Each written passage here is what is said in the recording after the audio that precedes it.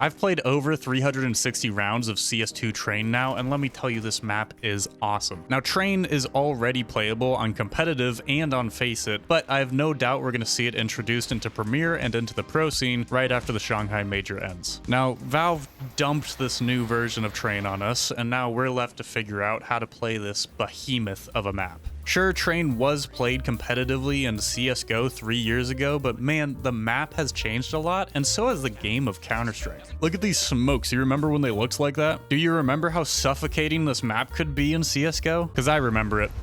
I remember it all. New Train has fewer trains than old Train, so it's much more open, which creates a new kind of dynamic and flow to the map. The removal of some trains and the displacement of others isn't the only change that Valve made to the map, but I'm not here to tell you every single change there is. I am a forward-looking person, which means we're going to be looking at the new timings of Train, the new meta, the new util, and how generally you should be playing Train to dominate on this map. But first, there is a monkey I must thank for sponsoring this video, and that would be Skins Monkey.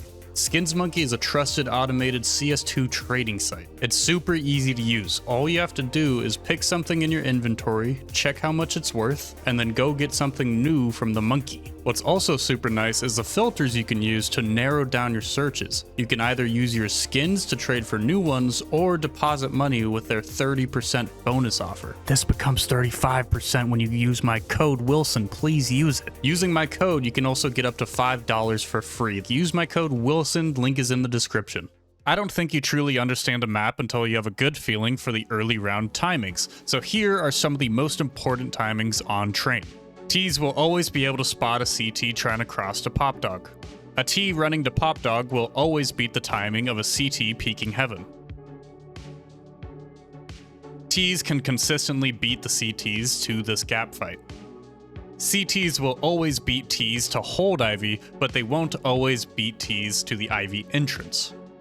The best CT spawn to push B will always beat Ts before they're able to drop down into upper B. CTs will always beat Ts to pop, but the timing to push pop for CTs is a little bit uncomfortable. The timing between the best CT spawn to cross to back red and the best T spawn to run out A main is really tight. Generally, Ts do have favorable timings for running out of A main early. Now that we have an understanding of the timings on Train, let's have a look at the new CT side default. Train is going to be played as a 1-4 map, similar to how it was in CSGO. Having 1 player on B and 4 players on A is really strong because B is a very retakeable site. You don't need somebody sitting here and holding lower and somebody sitting here and holding upper the entire round. A site, you need the numbers. B site, you can play for retake. So what that means is that this 1B anchor, their job is to get the info, get a kill or two, doesn't even matter, to stay alive. How the Ts win a post plant on B is that they plant and then they're able to take space up this way and they're able to hold T-Con from here and have crossfires on the rotates. B anchor, 1 person, they can play pretty passively, switch it up, maybe push B halls every once in a while, pretty much the same as CSGO. Now let's talk about A site, because I think A site is going to be played very differently from how it was played in CSGO. First, let's talk about the Oppers role. In CSGO, the Opper would consistently play Z. That's because they could spot A main from Z, but now, obviously, as you can tell, that is not possible. For that reason, I think Z is a bit less of an impact position. Obviously, you can rotate over towards B. That was another reason why the Opper would play Z, is because they could instantly rotate and peek heaven from here. But I think this is going to be a rifler role now. My opinion is that the Opper is now going to play towards gap. I'm calling this gap. Some people call it IV, some people call it cams. I like gap. I think the Opper is going to play here by default, and there's a few reasons for this. Number one, if the Ts don't smoke gap, then this fight for the Opper is just really good. Ts are running out of A main, they're swinging this way, they're stuck in a crossfire between here, and this is just a really nice long-range fight for the Opper. If the Ts do smoke a gap, the Opper has a lot of different things they can do. Number one, they can nade it. Number two, the IV player can come over and boost them over it. Number three, you can swing through this smoke safely through the left side. So if you're the Opper and you run up and you see the Ts through this smoke, you can run through the left side and not expose yourself to A main, which means that you have an immediate reposition over towards backside where you can hold Olaf from here. It also allows the Opper to come peek towards hell as well. So you can see having the Opper play in gap gives them so many more options than having them play in Z. If they play in Z, they kind of just hold left side E-box. That's kind of it. And this isn't it's an okay fight for the Opper, but they don't have places to fall back to. Sure, they can come back and play up here, but it's quite passive. I think the Opper is going to have way more opportunities to get picks and openings from gap. I almost forgot to mention too, if the Opper plays towards gap, then they're a really close rotate towards Ivy. And this is a really nice fight for the Opper, right? T's having to hold W through here. That's just free picks. So overall, having the Opper play towards gap, play towards here, gives them so many different choices / options that they can do to have impact in the round. One thing to note, like we looked at in the timing section, is that a T who comes up here and holds this angle is almost always going to beat a CT Opper's timing to peak this angle, which means that an Opper can definitely go for this peak. It's just that the T Opper is going to be posted on it before them. But I think if the CT Opper knows that they want to go for that peak, then they can just ask a Z player to throw a flash like this, and that's going to blind a T Opper who's posted up on this angle right here. They're posted up here, boom, they're blind, and then the CT Opper is going to peak. That's the biggest downside of this peak here, is just the timing. The T's beat you every time.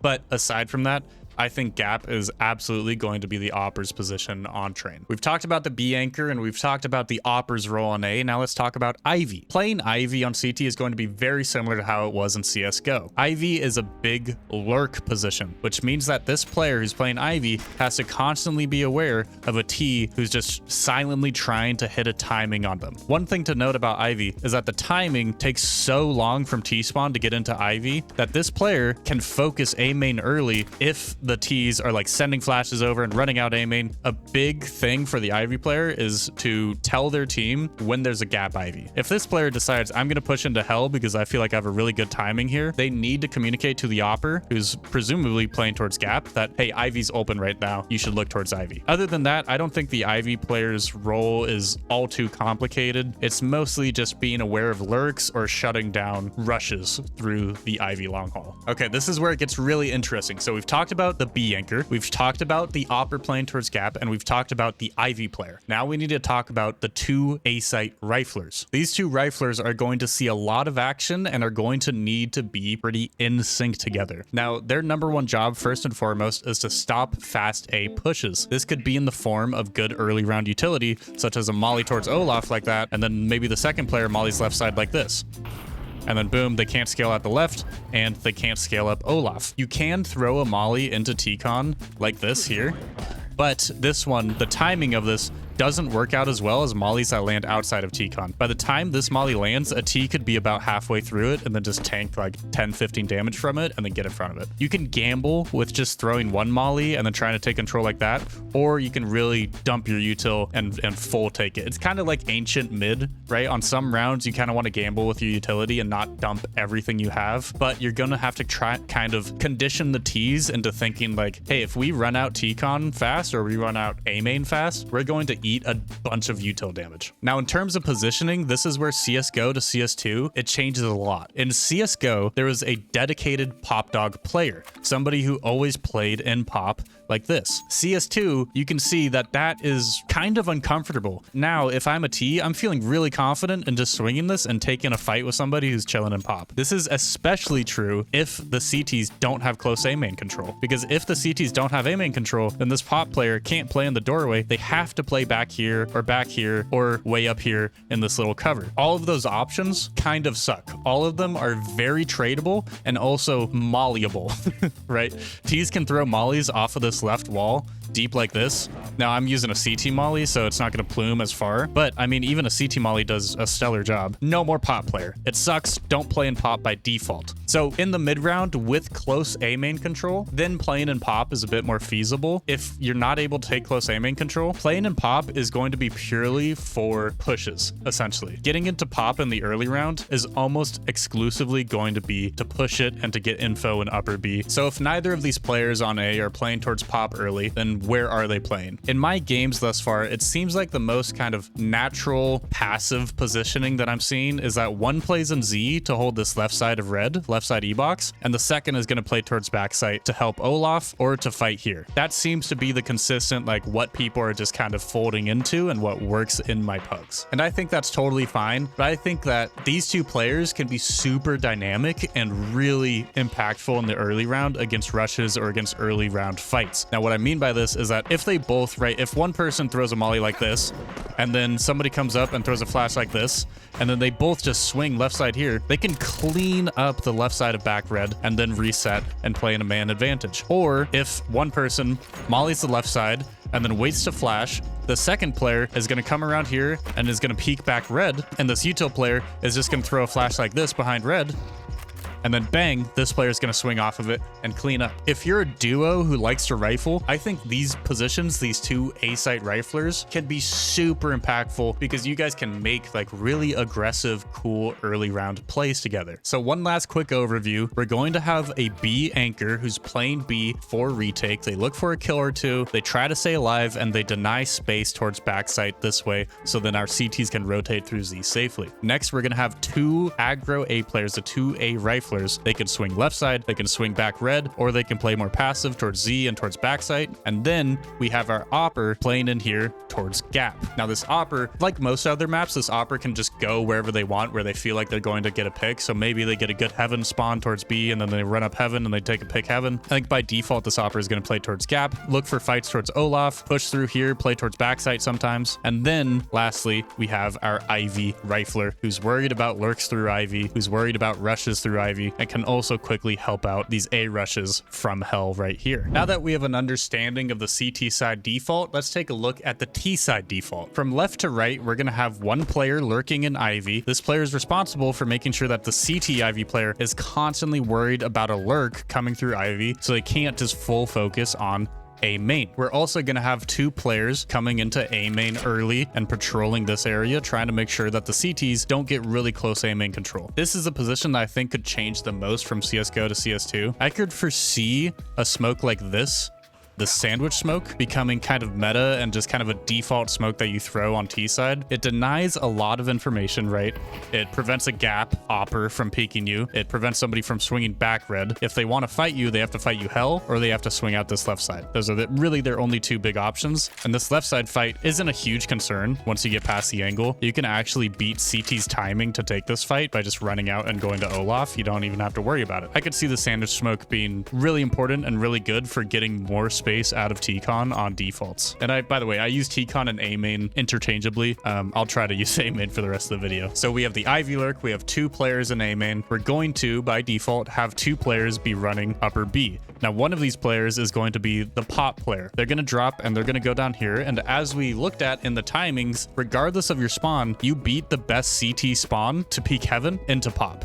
So you're totally fine. The one thing you have to worry about running to pop is somebody peeking up here. They're going to catch you around here. So it can be good to have your gun out, drop, and then just worry about it a little bit and then go into pop. So this pop player should be somewhat flexible, right? They can play peek pop and try to take space in here. They should be a little bit more cautious when the A main players don't have space and the CTs are able to play close and to peek right here, right? That's the biggest worry. Maybe an opper is able to get up here or something. That's only possible if the CTs take a lot of space, and these A main players, they just need to communicate that, hey, somebody could be peek and pop right now. Pop player, they're going to try to lurk out, and then they're going to combine with their A main players to clear these close fights, right? E-box, close red, peeking back here towards back red, and making sure that nobody's holding close A main from an angle that you can clear out from pop, so then we can kind of start taking some space towards A together. Now, this B lurk player is an interesting one because you can be really aggressive as a B lurk on train. Like, for example, if you walk down lower and you feel like this guy's going to play towards here and you peek, and let's say you kill him, that can be a really impactful kill, because if you peek, you instantly kill him. That gives the CTs very little time to rotate, right? So as this B lurk, you can actually have a lot of impact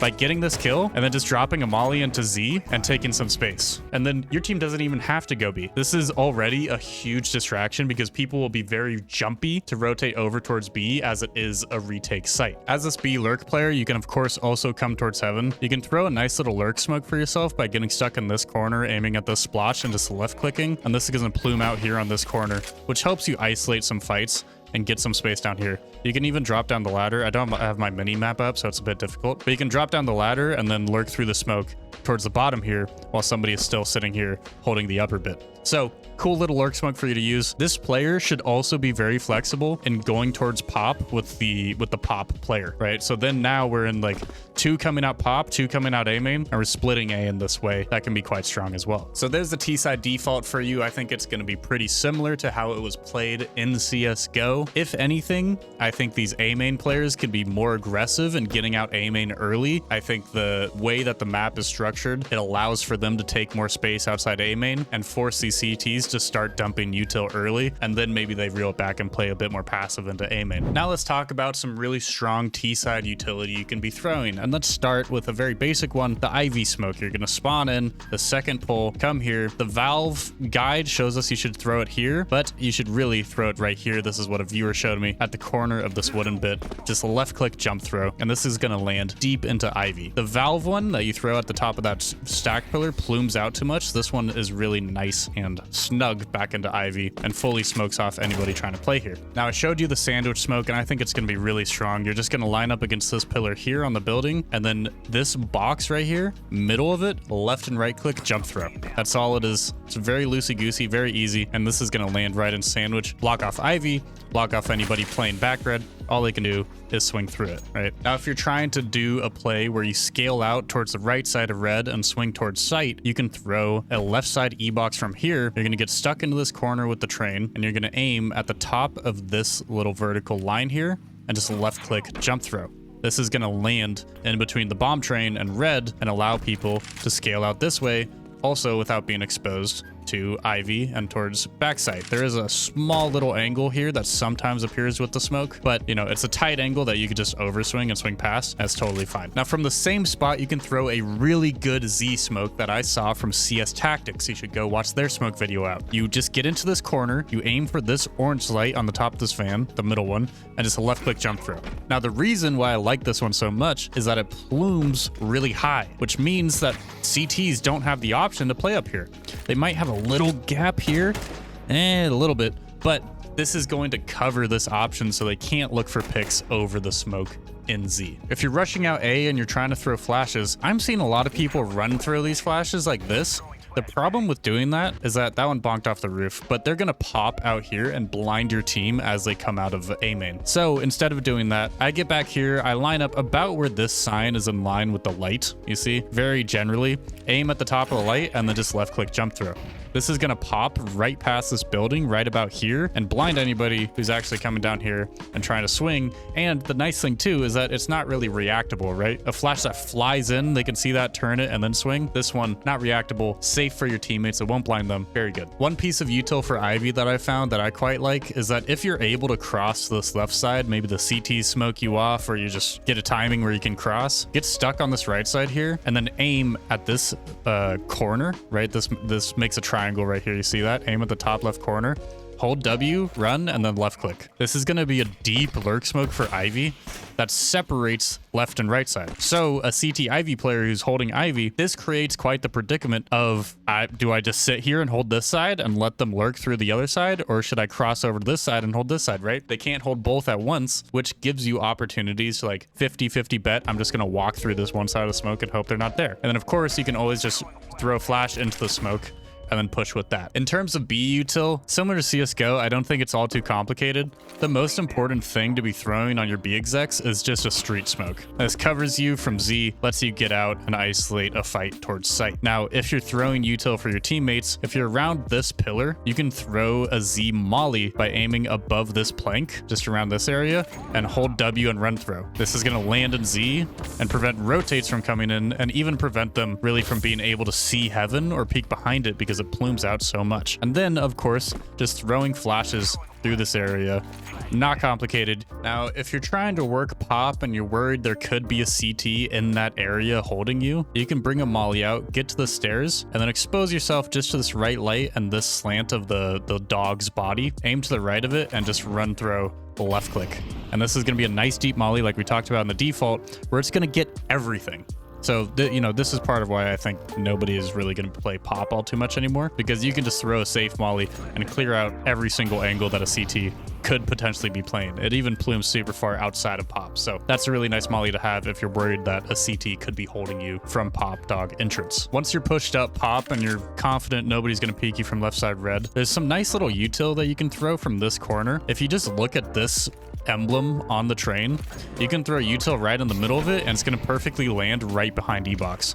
So if you think somebody is E-Box, just throw a molly at that emblem and that's going to pop behind E-Box. You can even throw a flash and then you can peek with this. It's not going to blind you because it pops in front of E-Box. And if you want, you can run through a smoke and this is going to smoke off front sight as well. So that one's, you know, maybe not amazing, but could help you isolate some fights. And then you can always just molly back sight from here as well. When you don't have the smoke up, and you want to molly back sight, you can just molly it safely and also smoke Ivy safely from here. So this back corner, right, you're not exposed to Ivy. You can throw it at this tip of the box right here. That's going to be a backside molly and capture all of this space and all of this space to the left. And then you can also smoke Ivy by just aiming in between these two squares right here and just left click throwing. That's going to be a nice deep so I'm calling it Ivy, even though I hate when people call it Ivy. Nice deep gap smoke right there. Editing Wilson here. I completely forgot to include this in my footage. I don't have the green screen up, forgive me, but I need to show you this. When you come into A main and you get against this left side of the M, and then you aim above this gap towards this dark splotch about right here, and then just a left click, this is your anti-aggro CT nade or molly. So CTs who are swinging here early will just absolutely eat this nade. Bang. And it's going to do like 50 damage to them. You could do the same thing with a molly too, although I think throwing a nade is just a bit more effective. But the molly will land here and it'll force them to be in front of it and not allow them to run back to Z. So really cool util you can use. If you have somebody drop you a nade here and you know the CTs are swinging constantly, then boom, you can just double nade it and do a ton of damage to these aggro CTs.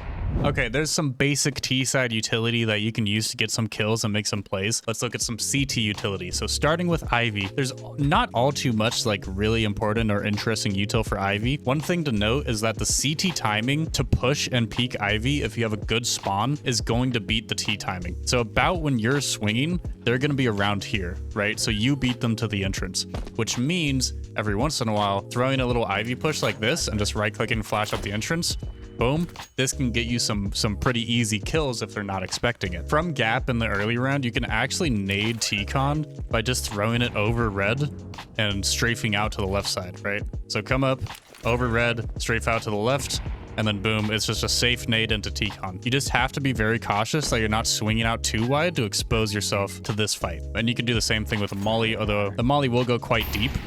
So that could be like a, hey, let's try to take A main this round type molly, but that's just an option for you. You can also throw a util towards Olaf safely at the beginning of the round too, right? If you want to just throw a molly back here and prevent them from jumping up Olaf, that's another option you have that is safe with your timing. Now, the most important bits of util on A are going to be thrown by these two riflers that are playing towards Z. I think Austin made a video, it was just a clip from a stream of him talking about how he thinks A is going to play out. And one thing he mentioned was a kind of double molly situation, right? Where one person mollies here and then the other person mollies over towards Olaf.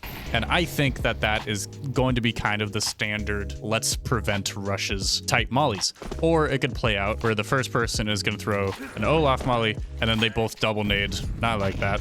They both double nade over E-Box and try to kill people who are swinging this way. I'll show you the mollies more specifically. Here's the T-Con molly. This is if you want to throw just one molly, you don't want to molly left and right side. This might be better for throwing when you're solo queuing if you can't rely on a teammate to throw something. So you're going to come around the corner, aim for the left side of bomb train down towards this rubble, and about in between this corner and the rubble, you're going to left click jump throw. And this is going to be a really nice molly into T-Con. This one's stellar if the T's aren't rushing. Because what this does is it'll plume out into this corner and prevent any T's from holding this swing. I'm sure on a lot of, in defaults at the beginning of a lot of these rounds, maybe the Opper is going to go for this play where they peek in this corner and hold this cross. Or just an AK is just going to sit in this corner and look for this fight. And with that molly, you can fully prevent that and, run into pop if you want to push pop, or just threaten that, hey, we could be in pop, right? You deny that info from them. Now, the Olaf molly is very similar. You're just going to left and right click, and you're going to aim about in the middle of this square here as you come around the corner. So here, about in the middle, maybe a little bit to the left, and then boom, there's your Olaf molly. Now this one's going to plume out a bit further, so then they have to be exposed to back bomb if they don't want to be in the molly. And then left side red util, you're just going to left click bank it against this thing, and that's going to be just fine for you. If you want the nade to land directly in the gap, I've found it's better to just left and right click and aim high with your nade, then it's going to land more directly in the gap. If you left click it, lots of times it bounces out here and pops here, which also can be fine because like we talked about on T side, a lot of Ts are like going to jump out towards back red very quickly. So having a nade that pops right about here can be really strong. Now I could foresee these two players being very aggressive early in the round and trying to shut down pushes. So one play you can make is running through Z and then aiming at this square with your flash and then swinging with that. This is really good if this team is being very aggressive, right? If they're running out of A main and you throw this flash, you take contact about when they're in this gap. So the difficulty is that sometimes you're going to swing and there's just going to be 3 people there holding you. But with the help of this flash, right? You take these fights here, they're blind, that can be a multi-kill. You just do have to be careful of like an op sitting here and maybe this flash is too wide for it. But, right, that's why you can throw this molly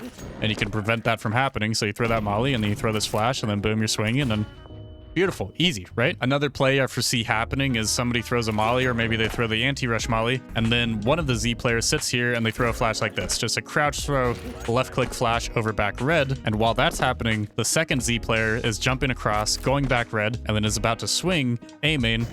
I swung too early with the timing. Is going to swing A main with one of these flashes and then just take fights deep into A main. One thing this guy can do also after he throws his flashes is to come to the right side of this box here and you're going to aim above this square all the way up to the yellow and just left click. Now this is a really consistent re-smoke for A main from Z, which is really nice because if the Ts aren't just rushing out of A main early, you can throw that early molly, right? This one, and then maybe flash for a teammate to peek or whatnot, and then just come up and throw your smoke into A main to get full control of these close range angles. Now the B player's util is going to be pretty simple. It's essentially going to be trying to drop your smoke into lower at a very good timing, right? To prevent a T side push. But there is one flash that you do need to know. As you're pushing lower, you can throw a flash against the front side of this wooden panel and it's going to pop and blind anybody in brown hall here. So I'll throw it, they're going to run up and then boom, it's going to blind them. Just make sure that you're not throwing it too low on it because this isn't going, you see that it pops right here, it's not going to blind anybody, right? So aim for the very top of it and then you can swing with that and get some free kills in upper B. One thing I think CTs are going to have to get used to with their util is fighting through the sandwich smoke and trying to kill people who are jumped up into Olaf, right? We don't want the Ts to get out A main and just very comfortably sit around here, set something up, and then go for picks together. We want to disrupt that, right? So if they're throwing a sandwich smoke consistently, I could see this back bomb player throwing a molly towards Olaf just in between these windows around here, and then nading the smoke and looking for fights in here, right? Flush somebody out, look for fights. This could also allow an opper who's sitting here to find a pick towards A main. I think Train overall with the utility, we're going to see a lot of nading of smokes. We're going to see random smokes just out in the open because this is a big, wide map that doesn't have a lot of cover. So smokes, especially towards A, are going to be used as pseudo cover, which means that we're going to see a lot of nading of the smokes because without them, like I said, there's not a lot of cover. It's just this loop of not a lot of cover, got to use smokes, got to nade the smokes, not a lot of cover, right? So CTs are going to have to constantly be fighting through smokes and denying the Ts from using these smokes as space-taking tools. I think that's going to be very important. I think it's going to be an essential concept with this map. Well, there you go. CS2 Train. Thanks for watching my video. If you found it helpful, please do subscribe and like this video and join my Discord. It's awesome. It's in the description. Thank you to my channel members who are scrolling on the screen somewhere. They help support me and allow me to be a goober on the internet. I appreciate you guys and have a great day. Thanks for watching. Have a good one. Good luck and have fun in all your future games. Peace out.